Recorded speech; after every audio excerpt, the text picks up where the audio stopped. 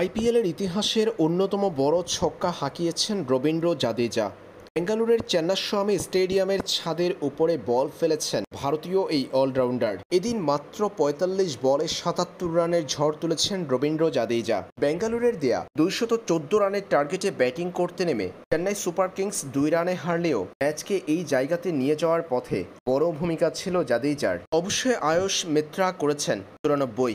জাদেজার বিশাল ছক্কা দেখে স্তব্ধ হয়েছেন তার স্ত্রী। ভিআইপি গ্যালারি থেকে নিজের স্তব্ধতা প্রকাশ করেছেন রবীন্দ্র জাদেজার স্ত্রী। এদিন ম্যাচের শেষ অংশে জাদেজা যখন পঞ্চম ডেলিভারিতে ১ রান নিতে বাধ্য হলেন কিংবা ৪ হাঁকাতে পারেননি, সেটা দেখে মাথায় হাত দিয়ে হতাশা প্রকাশ করেছেন জাদেজার স্ত্রী।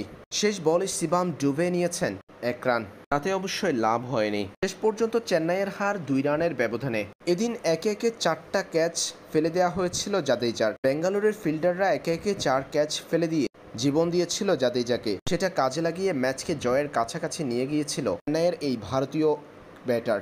তবে শেষ পর্যন্ত শেষ রক্ষা করতে পারেননি জাদেজা।